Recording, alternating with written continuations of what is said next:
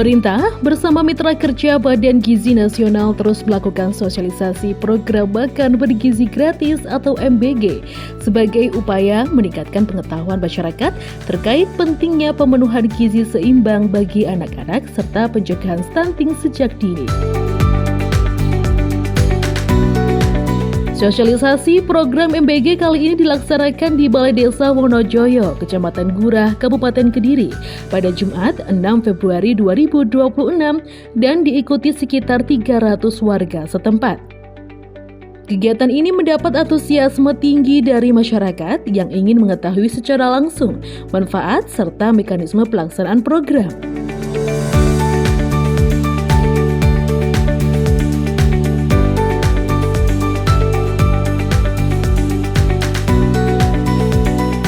Hadir dalam sosialisasi ini anggota Komisi 9 DPR RI Nur Hadi, anggota DPRD Provinsi Jawa Timur Husnul Arif, anggota DPRD Kabupaten Kediri Alfian, KPPG BGN Jember Said Karim, serta perwakilan Dinas Kesehatan Kabupaten Kediri. Siapa kita? Siapa kita?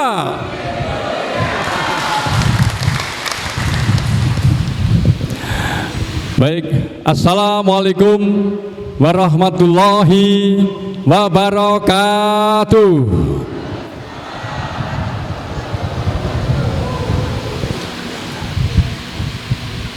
Salam sejahtera, salam kebajikan, Om Swastiastu, Namo Buddhaya. Alhamdulillah. Hari Jumat 6 Februari 2026 di Balai Desa Wonojoyo, Gurah Kediri dalam rangka sosialisasi dalam rangka mendukung program makan bergizi gratis bersama mitra kerja Komisi 9 DPR RI menyatu bersama Bapak Nur Hadi SPD MH.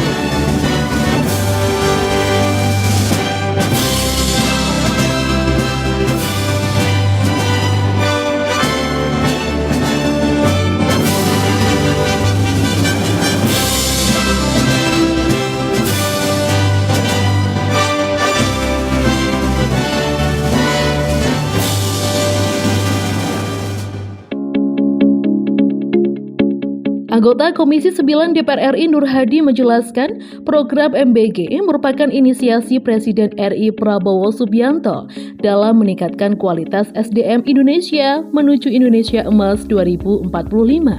Program ini juga dirancang untuk mendorong perputaran ekonomi daerah melalui keterlibatan petani, peternak, nelayan, dan UMKM lokal. Untuk wilayah Kabupaten Kediri sendiri dibutuhkan sekitar 140 dapur SPPG mengingat luasnya cakupan wilayah. Sementara itu, KPPG BGN Jember Said Karim menyampaikan, berdasarkan data BGN per Desember 2025, sebanyak 17.555 dapur SPPG telah melayani lebih dari 50 juta penerima manfaat di 38 provinsi di Indonesia. Dapur-dapur MBG ini dibangun melalui skema kemitraan tanpa menggunakan anggaran negara dan secara bertahap ditargetkan mencapai 30.000 dapur. Melalui program MBG ini, pemerintah berharap pemerataan akses pangan bergizi dapat terwujud hingga ke daerah terpencil. Angka stunting terus menurun, serta tercipta sumber daya manusia Indonesia yang sehat, unggul, dan berdaya saing di masa depan. Intinya kami di sini mengucapkan terima kasih semua yang hadir bisa silaturahmi untuk sosialisasi program ketahanan pangan. Alhamdulillah di Desa Wonorejo ini terdapat 3 SPBG yang di kerancangan, semuanya di kerancangan, mohon maaf, semuanya di kerancangan, yang 1 beroperasional, yang 2 ini masih tahap pembangunan, yang 1 tinggal nunggu. Segera saja untuk MBG yang ada di kerancangan segera beroperasi, segera running.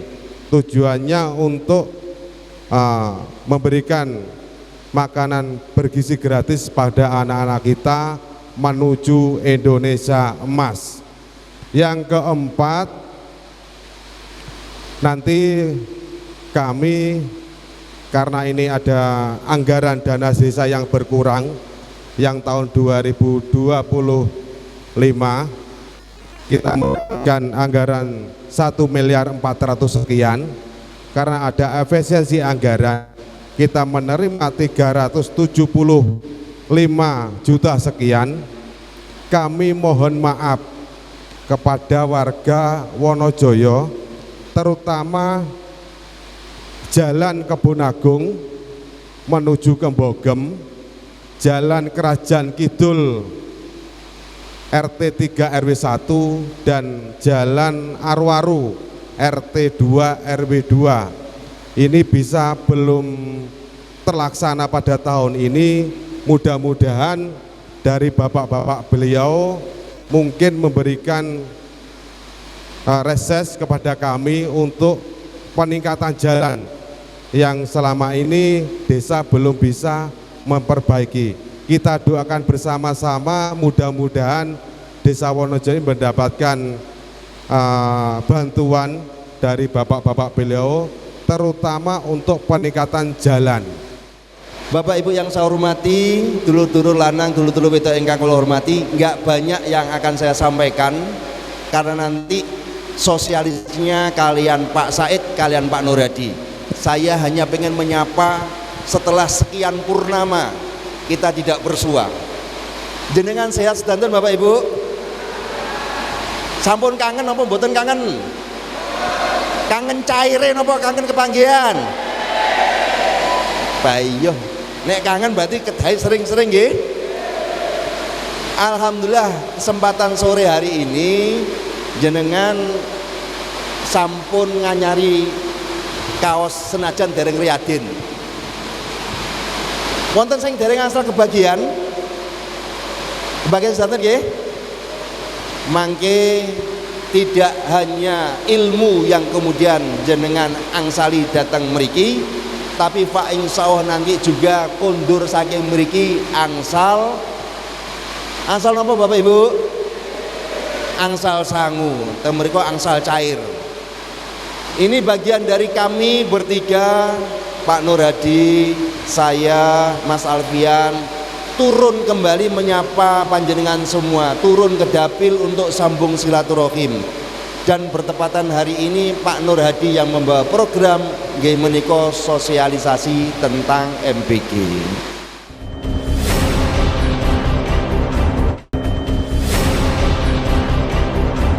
Insya Allah Mbak tetap komitmen datang panjenengan minimal dalam 1 tahun. Mbak insya Allah tetap kepanggian dados mboten supih kalian panjenengan sedanten.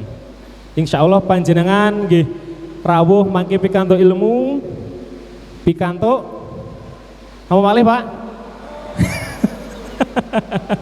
Cair nggih?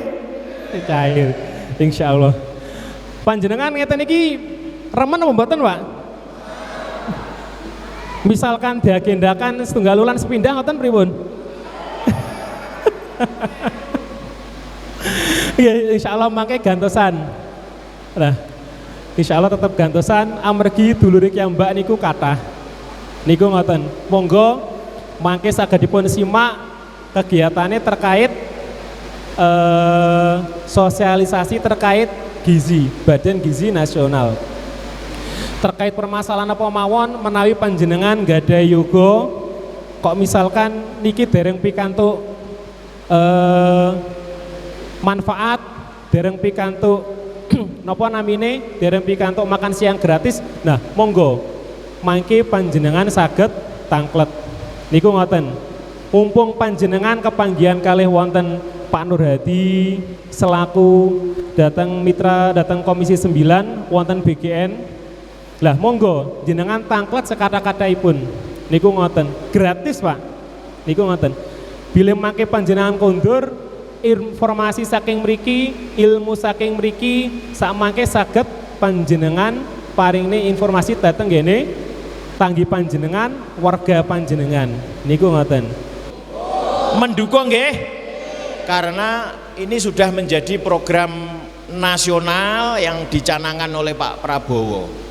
Niki cekak ayaos singkat kata Bapak Ibu. Tujuannya yang pertama agar anak-anak kita, cucu-cucu kita ini semakin ke depan semakin menjadi generasi yang cerdas berkualitas Bapak Ibu nggih? Loh Pak Nur, dhisik Jepang kok cilik-cilik saiki kok dhuwur-dhuwur. Nah, Jepang itu sudah ada program makan bergizi gratis sejak 1954. Nggih, sejak 1954. Maka sekarang penduduk atau warga Jepang itu berevolusi. Jarang yang pendek-pendek. Nggih, tapi sudah tinggi ya Pak Ibu. Nah, tinggi niki penting. Kersane iso mlebet TNI, Polri ataupun di pekerjaan-pekerjaan lain itu kalau yang tinggi sama pendek itu peluangnya lebih banyak yang tinggi. Kemudian yang kedua selain pertama tadi menciptakan generasi cerdas berkualitas juga untuk memberikan dampak ekonomi ke desa-desa Bapak Ibu. Biasanya lek zamane Pak Jokowi dana triliunan damel bangun tol, damel bangun bandara, damel bangun pelabuhan, jembatan dan lain sebagainya. Lah sekarang di era Pak Prabowo dana triliunan itu dipletrek nih cara Jawa nih, dipletrek nih apa Pak Yuli bahasa Indonesia nih? Di pokok panggah dicairkan nah. Ya guys dicairne ke seluruh Indonesia. Ngoten nggih? Maka alhamdulillah berdampak. Bakul sayur sing biasane regone murah malih mundhak. Berarti intinya dua ini yang berdampak Bapak Ibu untuk peningkatan generasi emas berkualitas, pinter, cerdas dan insya Allah akhlakul karimah derek-derek Kanjeng Nabi. Yang kedua program makan bergizi ini berdampak ekonomi ke desa-desa. Pun bahwa makan bergizi gratis adalah janji politik calon presiden Prabowo Subianto yang berwakilkan Mas Gibran. Pada 2024 dengan Perpres sebelum beliau menjabat, Perpres 28 2024 muncullah yang namanya Badan Gizi Nasional yang akan menjadi embrio pelaksana program makan bergizi gratis yang harapannya mensuplai gizi anak-anak kita sehingga Indonesia Emas 2045 dapat berjalan dengan baik. 1 tahun makan bergizi sudah berjalan akhir tahun kemarin untuk mempertegas sehingga tidak terjadi kejadian yang tidak kita inginkan. Perpres 115 ditandatangani oleh Presiden Prabowo sehingga kebijakan 2026 makan bergizi gratis harapannya lebih baik, lebih bermanfaat dan mencakup masyarakat lebih luas. Tepuk tangan untuk kita semuanya. Saya sendiri mewakili Badan Gizi Nasional kantor kami adalah beralamatkan di Jember, kantor KPPG, kantor pelayanan pemenuhan gizi. Namanya Jember tapi wilayahnya itu ada 22 kabupaten, termasuk Kediri.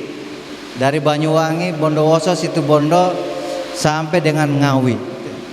Nah, itu membawahi wilayah-wilayah kerja kami, adanya di Jalan Jawa nomor 51 Jember. Kalau Bapak Ibu yang punya kesempatan ke sana bisa mampir ke kantor kami. Saya sendiri mewakili Badan Gizi Nasional. Kantor kami adalah beralamatkan di Jember, kantor KPPG, kantor pelayanan pemenuhan gizi.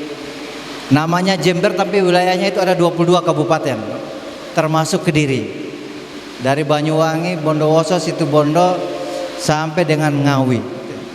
Nah, itu membawahi wilayah-wilayah kerja kami, adanya di Jalan Jawa nomor 51 Jember. Kalau Bapak Ibu yang punya kesempatan ke sana bisa mampir ke kantor kami. Next. Apa itu makanan gizi gratis? Nah, kita lihat apa itu makanan gizi gratis dan latar belakangnya seperti apa, siapa kemudian penerima manfaat MBG itu, lalu kemudian dampak apa dari MBG yang menjadi program utama pemerintah, lalu kemudian yang terakhir harapan dari adanya MBG. Next. Pertama, bahwa Bapak Ibu yang pertama, stunting itu masih tinggi. Apa itu stunting? Ya, orang yang kurang gizi. Anak-anak yang kemudian kurang gizi itu berat badannya tidak naik, tinggi badannya juga tidak naik. Nah, data dari Bappenas itu selama 10 tahun terakhir 2013 sampai 2023 itu angka stunting itu menurunnya sampai kurang lebih 16%. Jadi setiap tahun tuh hanya berkurang 1,6%. Itu rendah, 1,6%. Lalu kemudian masalah gizi buruk ini juga menjadi masalah, bahwa dalam setiap tahunnya itu anak-anak yang kemudian kena gizi buruk itu dari 7,1% pada tahun 2021 sampai pada tahun 2023 itu menjadi 8,5%. Nah, lalu kemudian akses orang-orang terhadap makan gizi gratis atau makan gizi, pasokan-pasokan gizi itu terhadap masyarakat-masyarakat yang ada di pedalaman itu semakin sulit. Seperti orang-orang yang ada di NTT, Papua dan Maluku gitu ya. Lalu kemudian banyaknya masyarakat miskin dan ekonomi lemah yang kemudian sulit untuk mendapatkan pasokan-pasokan makan gizi, yang makanan yang bergizi yang kemudian bisa menguatkan kehidupan anak-anak mereka ke depannya, menjadi generasi yang emas, generasi yang pasokan gizinya terpenuhi. Wabillahi subhanahu wa ta'ala. Kita lanjut, inilah yang kemudian melatar belakangi kemudian program MBG itu diluncurkan, sehingga bisa dipastikan bahwa MBG itu adalah program yang pertama itu bisa memastikan pemenuhan gizi anak-anak bangsa gitu, yang kemudian tersalurkan kepada orang-orang yang ada beberapa pihak yang kemudian bisa diberikan program MBG ini. Yang pertama, mungkin next lagi kita lanjutkan. Nah, ini pertumbuhannya ini, tujuan usia produktifnya. Kita lanjutkan lagi yang langsung ke data yang berikutnya, Mas. Nah, ini adalah sasaran MBG-nya. Yang pertama adalah anak-anak balita dari usia 6 bulan sampai dengan 56 bulan. Lalu kemudian anak-anak PAUD, anak-anak Bapak Ibu yang kemudian sekolah TK, SD, SMP, SMA. Nah, ini juga termasuk bagian dari program MBG. Sampai pada sekarang ini yang terbaru itu adalah guru-gurunya dan 3B, yaitu ibu hamil, ibu-ibu menyusui, lalu kemudian anak-anak balita yang semua termasuk yang mereka adalah merupakan bagian dari sasaran program MBG, makan gizi gratis. Bapak Ibu sekalian, MBG itu porsinya 15.000, tapi kalau diuangkan itu tidak akan bisa banyak manfaatnya. Karena ada orang banyak kemudian lebih baik diuangkan. Nah, kalau dia diuangkan 15.000 itu dibawa orang tuanya paling jadikan beli rokok, ada yang kemudian jadi beli pulsa dan seterusnya. Tapi kalau dia jadi berupa MBG, banyak sektor yang kemudian digerakkan, ekonominya berputar luar biasa. Nanti kita bisa lihat. Next. Nah, ini tujuannya ini ya. Jadi tujuan dari sisi gizinya itu adalah asupan gizinya terpenuhi. Anak-anak bangsa itu pasokan gizinya terpenuhi dari beberapa kelompok. Nah dari situ kemudian kalau tujuan dari bidang yang 4 bidang yang lainnya, termasuk akses terhadap makanan bergizi, itu adalah tujuan bidang gizi tersendiri. Lalu kemudian pengetahuan terhadap gizi dan pola sehatnya anak-anak itu juga terpenuhi. Lalu kemudian tujuan dari bidang pendidikannya, nah kalau anak-anaknya makan bergizi, itu kan lagi pintar dan cerdas. Orang-orang di kampung itu, mungkin banyak di saudara-saudara kita yang ada di pedesaan anak-anak itu, yang kemudian mereka berangkat sekolah itu tidak sarapan di rumahnya. Saya bisa pastikan dapurnya itu mungkin tidak berasa waktu pagi hari. Mungkin dia dikasihkan bekal sama orang tuanya itu uang 2.000, 3.000 hanya untuk beli cemilan di sekolahnya. Sehingga mereka tidak mendapatkan pasokan gizi yang baik. Nah, ketika kemudian disentuh dengan program MBG, banyak anak-anak yang kemudian semangat sekolah. Ada banyak video yang kemudian diceritakan anak-anak itu mereka mau semangat sekolah itu karena ada program MBG.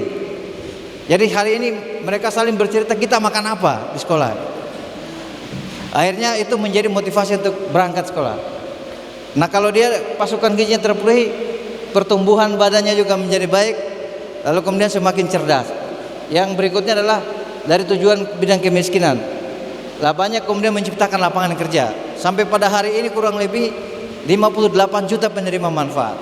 Nah 58 juta penerima manfaat itu kurang lebih merekrut 1 juta orang yang bekerja. Satu dapur SPPG itu kurang lebih 50 orang yang bekerja di situ. 50 orang yang bekerja di situ.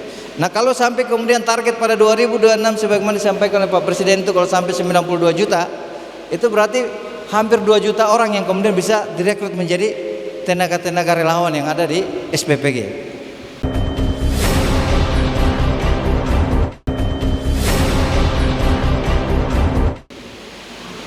Nah tujuan bidang ekonomi adalah banyak yang kemudian memanfaatkan bahan pangan lokal yang kemudian menjadi pemasok pada dapur-dapur yang ada, kepada SPPG yang ada di sini.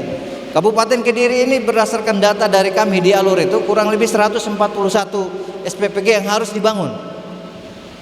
Yang sekarang yang berproduksi itu adalah kurang lebih 104 atau 107. Itu yang kemudian baru beroperasi. Nah satu dapur itu membutuhkan biaya yang kemudian diluncurkan dari pusat ke dapur itu, dari bagian ke SPPG itu kurang lebih 12 sampai 15 miliar satu dapur itu. Bayangkan kalau ada 100 dapur, berapa kemudian peredaran uang yang berada di daerah itu. Nah next kita lanjut. Nah ini yang kemudian kita lihat bagaimana ekosistem Badan Gizi Nasional tadi yang kami sampaikan tadi, bahwa kemudian kalau kita lihat dari SPPG yang ada ini, dia ini juga termasuk yang kemudian memutus banyak rantai pasok. Bapak Ibu bayangkan kalau kita punya petani menanam sayur misalkan, dia nanam terong atau bonteng, ya, timun itu. Timun itu dia jual, dibeli sama tengkulak itu harganya 2.000. Dari tengkulak ambil lalu kemudian jual lagi ke pengecer. Pengecer itu mungkin beli bisa jadi kenanya jadi berapa? Dia bisa beli jadi 6.000. Dari pengecer itu jual lagi ke pasar itu jadi 8.000. Padahal tadinya dari petani itu hanya 2.000. Tapi kemudian beredar sampai di pasar itu jadi 8.000 per kilo. Nah adanya MBG ini itu diputus. Banyak yang kemudian diputus langsung. Dari petani itu bisa langsung ke BUMN, langsung ke koperasi atau supplier itu, yang kemudian mereka beli langsung dari petani. Dari supplier itu langsung kemudian disalurkan ke dapur. Sehingga harganya juga lagi jadi lebih bagus. Jadi supplier ini adalah koperasi-koperasi atau BUMDes yang kemudian bisa membeli hasil dari Bapak Ibu yang punya hasil pertanian. Bisa beli dengan harga yang tinggi. Kalau tengkulak beli 2.000, mungkin supplier bisa beli jadi 4.000 atau 5.000. Nah, ini yang kemudian memutus banyak rantai pasok yang kemudian menguntungkan para petani. Orang-orang yang supplier yang bekerja di BUMDes atau di koperasi-koperasi itu kemudian jadi hidup. Banyak orang-orang yang bisa dapat manfaat dari situ. Nah bahan baku juga begitu. Nah kalau satu dapur begini, kalau misalkan ada kebutuhan pangan itu luar biasa itu ya, yang kemudian harus dipasok oleh para pemasok-pemasok yang ada di daerah sekitarnya. Dan itu siapa yang diuntungkan? Mereka-mereka yang ada di situ yang diuntungkan. Kalau dia jadi uang itu hanya satu orang saja yang diuntungkan. Lalu kemudian itu jadi beli Kalau diuangkan 15.000 itu bisa jadi beli rokok, bisa jadi dia beli pulsa dan seterusnya buat orang tuanya, tidak jadi kepada anak-anak. Tapi kalau ini digerakkan, itu sudah banyak manfaatnya. Dari tenaga relawan aja sudah hampir 1 juta orang itu ya. Satu dapur membutuhkan 50 orang. Next, lanjut lagi. Nah, ini kita lihat rantai pasok tadi ini ya. Ini kemudian banyak yang dipangkas tadi ini. Kalau dari petani kita lihat tadi sudah. Nah, lanjut lagi. Nah, inilah potensi-potensi yang kemudian kita bisa gerakan di peluang bisnis tadi ya dari program MBG ini. Lapangan kerjanya juga tersedia gitu ya. Dan kemudian bisnis baru, potensi wirausaha baru dan peningkatan produktivitas wilayah. Nah, kalau itu kita punya dapur semakin banyak yang aktif di sini.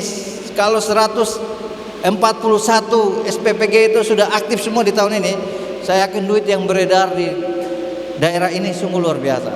Satu kecamatan kalau misalkan ada 10 atau ada sekitar 20 SPPG, nah satu SPPG itu dana yang masuk itu sekitar 12 sampai 15 miliar. Kalau ada 10 SPPG berarti sudah berapa ratus miliar yang kemudian beredar di situ. Ada sekitar 150 miliar uang yang beredar di kecamatan itu. Itu yang diuntungkan adalah masyarakat yang ada di situ. Kita lanjut lagi. Ini kebutuhan pasoknya nih ya. Jadi kebutuhan minyak goreng di dapur itu per SPPG itu kurang lebih 800 liter ya, per bulannya itu. Nah kalau per Januari kita lihat ada sekitar SPPG aglomerasi itu sekitar 22.000, lalu kemudian SPPG terjual 1.000. Penerima manfaat sampai pada hari ini kurang lebih 58 juta itu 900. Nah itu membutuhkan kurang lebih 17.600.000. Itu dari sakul minyak gorengnya saja itu. Nah sampai pada Desember 2026 sampai penerima manfaat itu ada 82 juta orang. Kita bisa bayangkan ada berapa juta minyak yang kemudian harus disiapkan. Kurang lebih 159 juta. Itu yang harus disiapkan. Nah, kalau kemudian kita tidak siap untuk menjadi penyuplai atau pemasok dari kebutuhan-kebutuhan ini, itu maka bisa diambil dari luar. Orang-orang di sini akan menjadi rugi. Yang kemudian next berikutnya lagi, ini kalau dari minyak goreng. Nah, ini kebutuhan berasnya. Setiap hari beras yang dibutuhkan ini 5 ton per SPPG per bulan. Satu dapur itu membutuhkan 5 ton per bulannya. Nah, kalau satu minggu itu 6 hari. Satu minggu 6 hari anak-anak itu sekolah, itu kurang lebih 5 ton itu dibagi dia jadi kurang lebih 200 kilo. 200 sampai 300 kilo gitu ya. Per hari yang harus disiapkan berasnya. Nah kalau sampai sebulannya jadi 5 ton. Berapa banyak yang kemudian petani yang harus digerakkan gitu ya. Yang dia kemudian hasil taninya itu dibeli sama BUMDes tadi itu. Nah kalau sampai pada penerima manfaatnya di 82.900.000, itu angka beras yang harus disiapkan itu sudah sampai sekian juta itu ya. 1 juta lebih. Kita lanjut lagi. Ini ayamnya juga. Nah kebutuhan ayam untuk dapur itu juga banyak. Nah kebutuhan ayam, kalau misalkan ayam itu 2 kali dikonsumsi, dapur itu berproduksi ayam 2 kali untuk anak-anak didik yang kemudian penerima manfaat yang dapat itu kurang lebih kalau kita lihat ini berarti kalau 2 kali dalam seminggu, berarti seminggunya itu dia membutuhkan 350 ekor ayam seminggunya, sehingga seminggunya itu dia bisa menjadi kalau 1 kali itu bisa jadi 350, seminggunya jadi 700 ekor ayam. Nah sebulan itu jadi 2.800 ekor. Itu kebutuhan ayamnya. Nah kalau ayam di Kedirinya tidak mampu menjadi pemasok, itu berarti jadi kelangkaan. Harus drop lagi ayam betelur dan ayam daging dari luar. Berapa banyak peternak ayam dan ayam petelur dan ayam daging di sini yang siap menjadi pemasok SPPG yang ada di sini, dapur-dapur yang ada di Kediri Kabupaten. Terus next, yang berikutnya ini kalau ayam, ini kalau telur ya. Jadi peternak telur juga ini 2 kali dalam 1 minggu dapur itu kemudian memasok. Kalau kita lihat dia kemudian menghasilkan 2 kali dalam 1 minggu, itu kurang lebih 1,6 ton telur yang harus dihasilkan oleh SPPG dalam 1 bulan. Nah, kemarin kami waktu di Blitar itu termasuk daerah yang surplus telurnya gitu ya. Nah kalau dia SPPG-nya juga itu dia termasuk lebih dari 100. Tapi mereka tidak menjadi kelangkaan. Nah kalau Kediri kemudian peternak-peternak yang kemudian peternak telur ini, kemudian dia tidak bisa menjadi pemasok di sini, akhirnya menjadi kelangkaan, itu bisa diambil dari Kediri dan seterusnya. Itu jadi berkurang karena kebutuhan telurnya juga cukup banyak. Itu 1,6 ton SPP per bulan itu juga banyak gitu. Ya mau kita lanjut lagi. Ini kalau kebutuhan ternak, ini sapinya juga gitu. Nah kebutuhan sapinya juga begitu. Jadi satu nampan MPG itu kan ada nasi, karbohidratnya itu 60%, kemudian proteinnya 30%, seratnya 30%. Nah ini proteinnya kalau misalkan dari sapi. Kalau seminggu dikasih makan sapi itu atau sebulan itu sebulan itu sekali makan dikasihkan sapi, itu berarti butuh 1 ekor. Kalau sebulan 3 kali, nah kurang lebih 3 ekor sapi gitu yang harus disiapkan dalam dapur itu untuk menjadi pemberian MBG gitu ya. Nah kita lanjut, begitupun ikan lele gitu ya. Nah ikan lele ini juga kalau anak-anak itu diberikan ikan lele, kalau kita anggap seminggu itu sekali, itu butuh 3.000 ikan lele. Sekali diberi itu 3.000. Nah 3.000 ikan lele itu dia butuh 2 kolam biofoam. 2 kolam biofoam. Biar bisa stabil itu berarti dia butuh 8 kolam biofoam. Nah 8 kolam biofoam itu supaya dia mantap dan stabil, itu sebulan dia butuh 32 kolam biofoam. 32 kolam biofoam. Nah sekarang ada berapa kolam ikan lele yang ada di sini? Nah kalau kurang berarti menjadi kelangkaan, harus drop dari luar atau diperdayakan lagi petani-petani nelayan-nelayan lele ini. Next kita lanjut. Ini kebutuhan buah-buahan, ini termasuk pisang juga. Nah kalau pisang itu diberikan konsumsi 2 kali dalam seminggu, itu kita akan membutuhkan pisang, jumlah lahannya itu 1,5 hektar. Luas lahannya itu 1,5 hektar itu per SPPG per tahun, itu baru kemudian bisa menjadi pemasok yang standar untuk bisa memberikan suplai ke dapur itu. Kita lanjut lagi. Ini dari data dari Bappenas ini ya. Nah ini kebutuhan gizi yang tadi saya sampaikan tadi. Jadi nasinya itu kurang lebih 40% karbohidrat, lalu kemudian buah-buahan juga itu serat semua itu 30%. Nah ini protein ini 30% ya. Bisa dari telur, bisa dari ikan, bisa juga dari daging dan seterusnya. Ini bisa juga tempe, tahu dan semuanya. Kita lanjut. Inilah dampak nyata dari program MBG gitu ya. Pertumbuhan petani di Bandung gitu ya. Nah kami baru-baru mendatangi semua pondok pesantren di Bandung itu.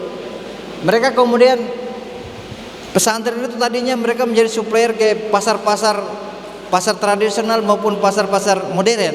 Tapi dengan adanya MBG, SPPG yang dibangun di situ, dia kemudian tidak menjadi pemasok di dalam dapur itu.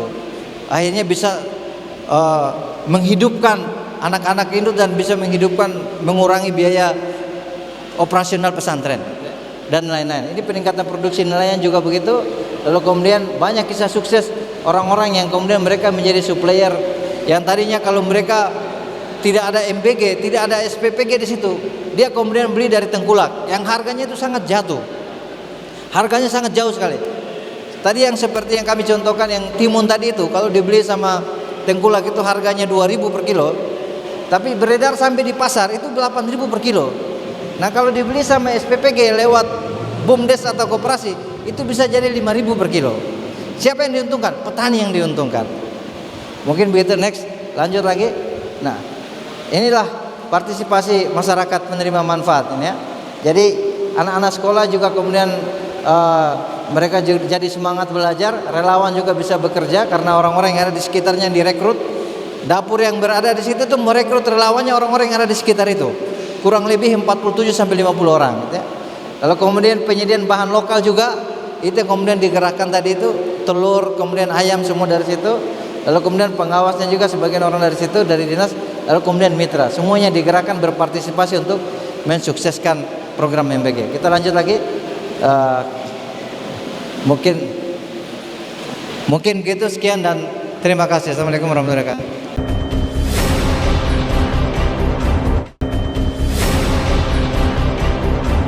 Kader di Posyandu ini juga pasti mengetahui yang namanya makan bergizi, karena harus menjelaskan kepada masyarakat tentang makan bergizi. Coba kita lihat ya, sakjane opo toh MBG ini ya. Jadi kan sudah tahu bentuknya MBG kira-kira kayak begitu ya.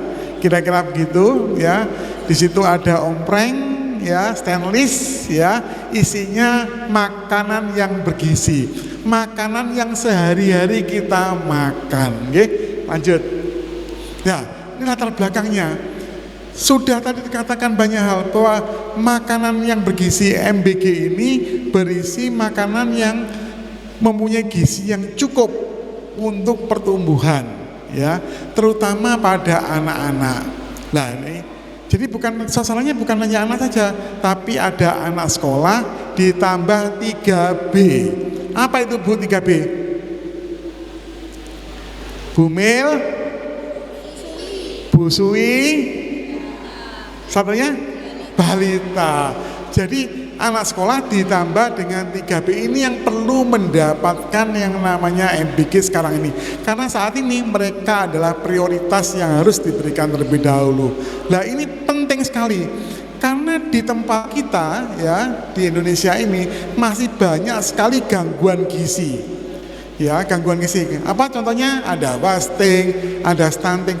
Kalau anak-anak itu Bu, ya gangguan gizinya, Bapak Ibu, dia tumbuhnya tidak bisa tumbuh ke atas. Ya, itu namanya stunting. Program ini adalah program makan bergizi yang seimbang. Ya, penting ini seimbang. Berarti dia mengandung ada karbohidrat, ada protein, ada lemak, ada sayur buah, seimbang sudah ya. Yang diberikan secara gratis. Gratis ya Bu ya. Itu yang bayar pemerintah Bu ya. Ya. Untuk ibu-ibu, untuk anak-anak ibu-ibu diberikan secara gratis ya. Nah ini ya, program ini tujuannya adalah supaya status gizi pada anak bisa dapat diatasi dengan baik. Nyuwun sewu, sering dengar kata stunting ya. Apa itu stunting? Bleedingan. Ya, cacingan. Oh ya. Ya. Nah, ini stunting. Stunting itu kondisi kurang gizi dalam waktu yang lama. Ya, kronis lama dia. Kalau dia kurang gizinya dalam waktu cuman sebulan 2 bulan, jadinya wasting, kurus. Tapi kalau stunting, anaknya tidak bisa lagi tumbuh ke atas, macet Bapak Ibu. Nah itu terjadinya Bu pada masa 1000 hari pertama kehidupan. Kapan? Sejak ibunya hamil. Ya, makanya benar-benar pemberian makan bergizi dimulai pada sejak ibu hamil.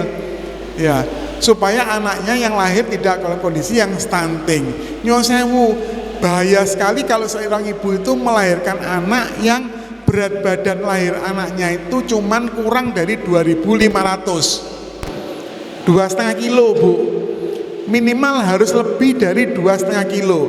Takutnya apa? Kalau 2,5 kilo nanti menjadi stunting di kemudian hari. Ini yang penting sekali ya. Kemudian setelah itu, setelah lahir, dia juga harus mendapatkan ASI. Selama berapa bulan Bu? ASI-nya eksklusif. ASI eksklusif selama 6 bulan dan dilanjutkan sampai masa disape. Sampai usia berapa disape? 2 tahun. Apa pentingnya MBG ini pada ibu hamil dan ibu menyusui? Nyuwun sewu, kalau ibu-ibu tahu masalahnya ibu hamil itu apa Bu? Yang satu adalah ibu hamil kek. Tahu enggak ibu hamil kek? Ibu hamil yang kurus, kek, ditandai dengan lingkar lengan atas kurang dari 23,5. Ya, itu masalah pertama. Itu sudah tanda-tanda, oh ini ibunya asupan gizinya kurang ini. Ya, itu yang pertama. Yang kedua, kalau ibu kurang gizi, tanda yang kedua adalah ibu hamilnya anemia. Ya, pucet. Ya, ini hati-hati. Ya, obatnya apa? Gizi Bu, diberikan gizi yang cukup.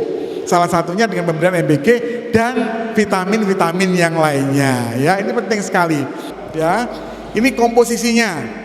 Dibagi 2 dulu ya, kemudian dibagi 2/3 ini, 1/3 atas. Yang 2/3 yang bawah ini isinya adalah karbohidrat, bisa beras, bisa kentang, bisa apalagi ya, jagung dan lain sebagainya, nasi ini ya. Kemudian yang berikutnya adalah sayur mayur, yang banyak sayurnya ini. Kebanyakan dari siswa-siswa mungkin kelas 1 ya, itu jarang dimakan. Dia lebih bawa kotak nasi, dibawa pulang, enggak tahu yang makan siapa, itu kebanyakan. Itu pengawasan, mungkin dari pengawasan yang. Terus yang kedua, mungkin ini masukan sosialisasi terhadap target sasaran mengenai pentingnya gizi yang mereka konsumsi itu sendiri. Di juknis terbaru tentang MBG itu memang makanan itu tidak boleh dibawa pulang. Jadi kemudian anak-anak itu diedarkan harus makan di tempat, di sekolah. Kalau selesai dan tidak selesai itu kemudian harus diambil kembali sama SPPG-nya. Kenapa kemudian nggak boleh dibawa pulang? Itu takutnya itu misalkan kalau ada kelebihan makanan dia bawa pulang, lalu kemudian dia belum sempat makan, dibiarkan sampai sore, lalu kemudian ada saudaranya atau kakak adiknya yang makan, tiba-tiba makanannya itu udah kemudian kena terkontaminasi dengan kuman-kuman yang lain, dia sakit perut atau apa. Yang jadi masalah itu adalah SPPG-nya, dapurnya kemudian dijadikan kambing hitamnya gitu. Makanya di peraturan terbarunya itu tata kelola tentang MBG itu sebisa mungkin tidak dibawa pulang lagi. Habis tidak habis kemudian ditaruh lalu kemudian diambil balik, itu makanan ditimbang lagi jadi bukti ya. Itu yang menghindar, meminimalisir dampak setelah dia bawa pulang itu. Makanan basi di dalam ompreng, kok ada makanan basi, pertanyaannya satu, kalau dikasih di sekolah itu ya dimakan di sekolah, jangan sampai dibawa pulang. Karena ada masa layak konsumsi itu antara sekitar 4-5 jam setelah dimasak.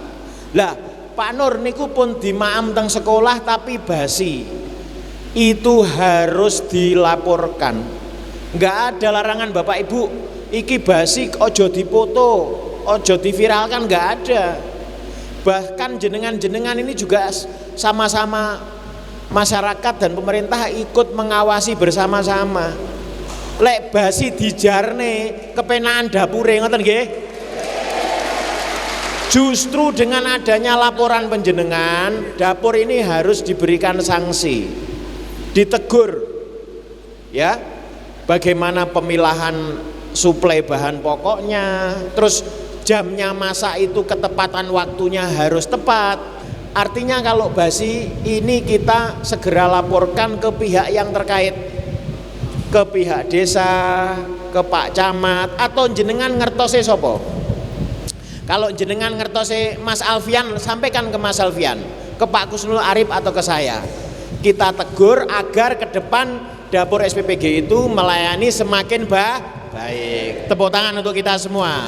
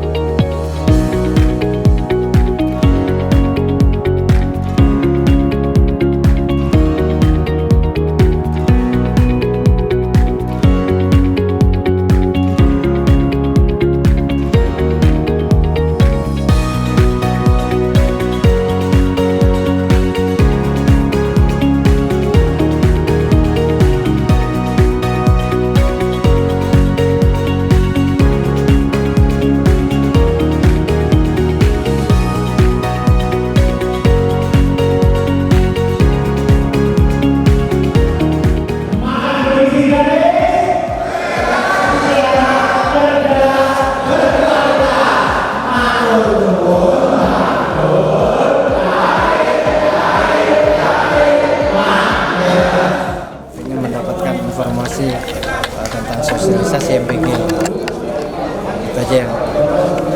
Kemudian harapannya setelah dengan adanya kegiatan semacam ini ya mereka lebih banyak tahu tentang program MBG sehingga anak-anaknya juga tidak trauma dan mau makan makanan bergizi gratis. dia tahu kadar gizinya dan seterusnya. Ya ini kita pilih di Ngurah karena kegiatan sosialisasi makan bergizi gratis ini menyasar warga Ngurah dan sekitarnya, mengingat ada beberapa dapur yang sudah beroperasi dan juga ada sebagian dapur yang masih juga belum operasi. Ya, kita juga ingin mendengar aspirasi dari masyarakat terkait dengan program makan bergizi gratis ini, apa yang perlu menjadi catatan. Ya, tadi banyak sekali masukan dari masyarakat, ada yang bertanya, ada yang usul, ya, sehingga ini juga menjadi input bagi saya yang tentu tadi juga dihadiri dari pejabat dari BGN sehingga bisa direspon atau dijawab langsung. Ya harus, tahun ini harus selesai, itu mungkin prediksi saya sekitar sampai April ya. April itu paling lambat sudah operasional semua.